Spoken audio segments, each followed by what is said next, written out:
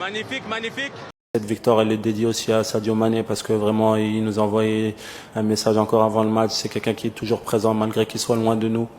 Donc c'est très important et ça se voit qu'on vit en famille. La famille vit bien et ça me fait très très plaisir. Garsal, New World TV. Vous avez parlé de Sadio Mané juste avant. Est-ce que au moment de sa blessure, vous avez douté par rapport à cette qualification? Je pense qu'au moment de sa blessure, il y a eu 2 tiers du monde entier qui ont douté de notre qualification. Mais le tiers qui restait, je pense que c'était l'Afrique et le Sénégal qui pensaient vraiment qu'on était capable de se qualifier malgré la blessure de Sadio Mané. Le Sénégal a toujours été une nation collective, une équipe, des frères, une famille. Et c'est pour ça qu'on arrive à aller de l'avant. Et c'est pour ça qu'on joue pour notre peuple. On sait pour qui on joue. On joue pour les 17 millions de Sénégalais qui sont au Sénégal, mais aussi tous ceux qui sont partout dans le monde. Et je pense que moi, après sa blessure, voilà, j'étais vraiment désolé. Je l'ai eu au téléphone, j'y croyais vraiment pas. On savait que la pression allait monter pour nous. On savait que les cadres allaient avoir un peu plus de pression. On devait prouver qu'on était une équipe, vraiment une équipe, parce que le Sénégal, c'est une équipe. C'est vrai qu'on joue parfois pour Sadio parce que c'est notre star, c'est notre joueur, c'est le joueur emblématique du Sénégal. On sait qu'on a un collectif. On a des joueurs qui se montrent aujourd'hui, comme Ismaïla, qui fait une super Coupe du Monde, comme les jeunes comme Iliman Ndiaye, comme Bamba Dieng, des Pathé Ciss qui a fait un énorme match aujourd'hui. Donc on voit que le groupe vit bien. On essaie de les mettre dans les bonnes conditions pour montrer leur talent, parce que leur talent nous aide, nous plus anciens. Et voilà, aujourd'hui on peut être très très content parce qu'on a eu cette qualification. Et je pense que voilà, une autre compétition va commencer à partir d'aujourd'hui pour nous.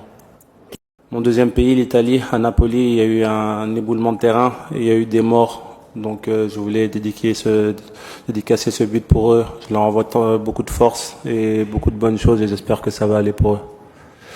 Et ensuite, concernant le match, oui, effectivement, on a réussi à marquer directement après l'égalisation de l'Équateur. C'était difficile de prendre ce but, mais le coach nous avait préparé à ça. On savait qu'en deuxième mi-temps, ils allaient venir plus fort, attaquer plus. On savait qu'ils étaient susceptibles de nous mettre en danger. Ils ont marqué ce but, mais comme on se l'a dit à toute l'équipe, on ne doit pas avoir de regrets dans cette Coupe du Monde. Et on a tout donné. Et quoi qu'il se passe, on savait qu'on était capable de gagner ce match.